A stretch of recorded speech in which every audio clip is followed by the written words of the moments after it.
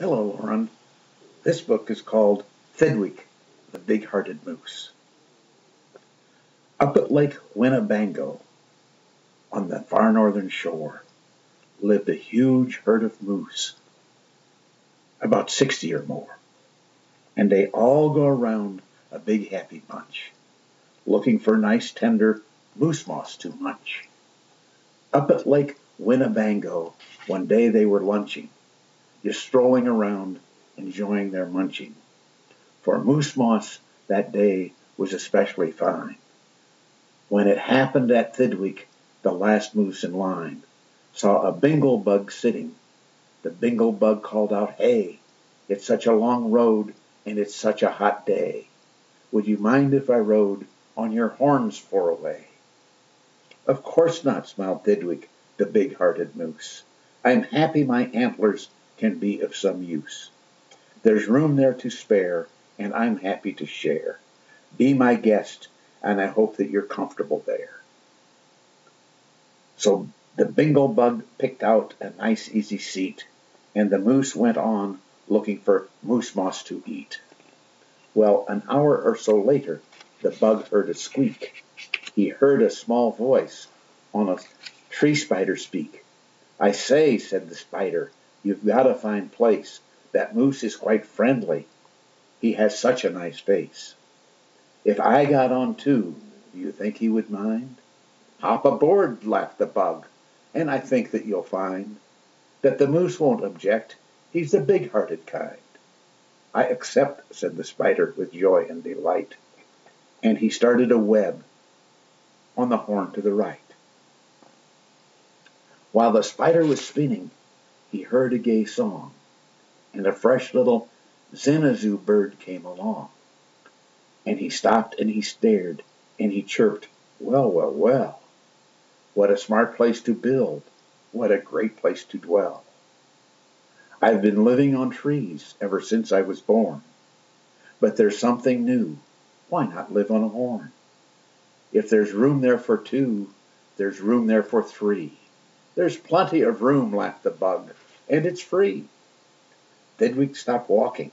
What was all that talking?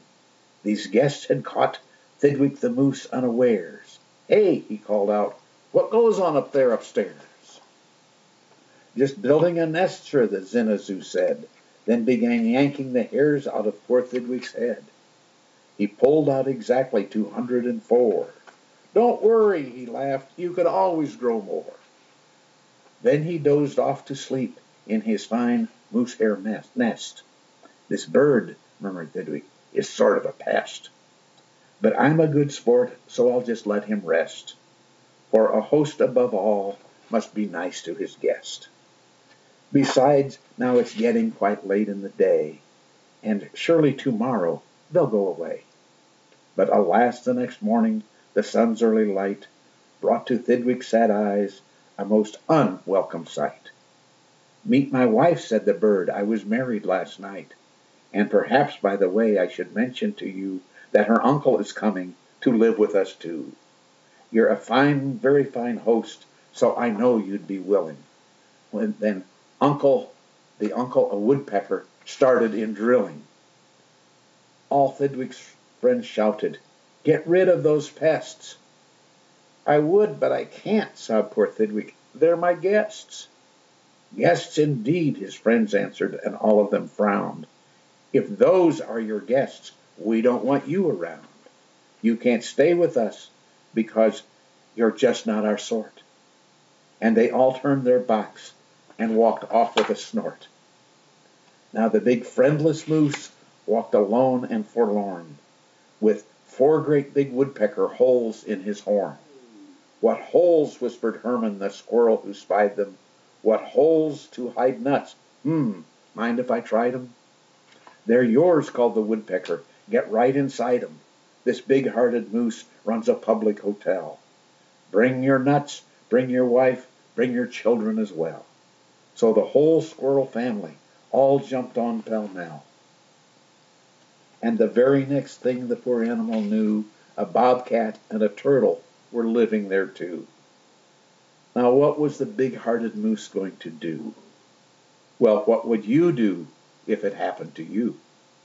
You could say scat, because you couldn't say scat because that wouldn't be right. You couldn't shout scram, because that isn't polite. A host has to put up with all kinds of pests. A host, above all, must be nice to his guests. So you try hard to smile, and you try to look sweet, and you do the right thing while looking for moose moss to eat. But now it was winter, and that wasn't easy, for moose moss gets scarce when the weather gets freezy. The food was soon gone on the cold northern shore of Lake Winnebago. There just was no more. And all Thidwick's friends swam away in a bunch to the south of the lake where there's moose moss to munch. He watched the herd leaving, then Thidwick knew he'd starve if he stayed here. He'd have to go too. He stepped in the water. Then, oh, what a fuss. Stop, screamed his guest. You can't do this to us. Those horns are our home, and you've no right to take our home to this far distant side of the lake. Be fair, Thidwick begged with a lump in his throat. We're fair, said the bug. We've decided by vote. All those in favor say aye. All those not in favor say nay.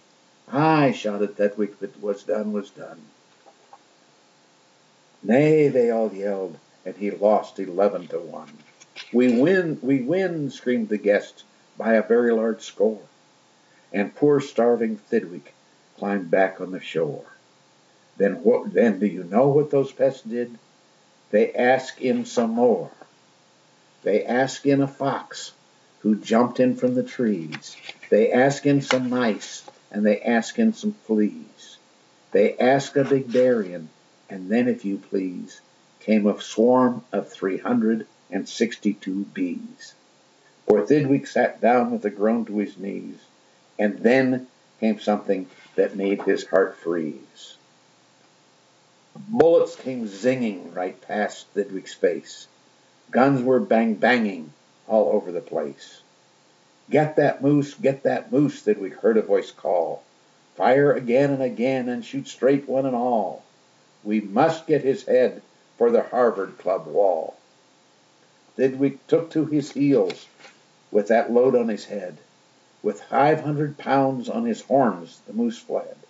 He could have run faster without all those pests, but a host above all must be kind to his guests.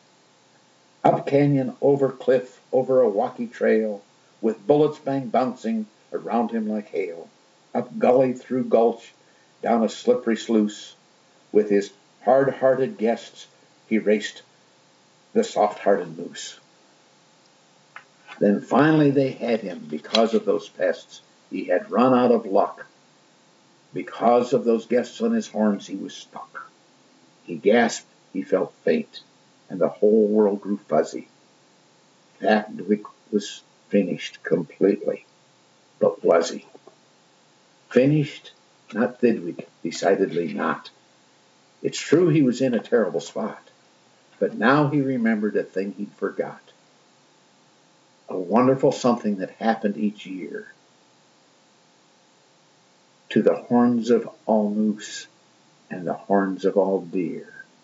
Today was the day that we happened to know that old horns come off and new horns can grow. And he called to the pests of his horns as he threw 'em. You wanted my horns, now you're quite welcome to 'em.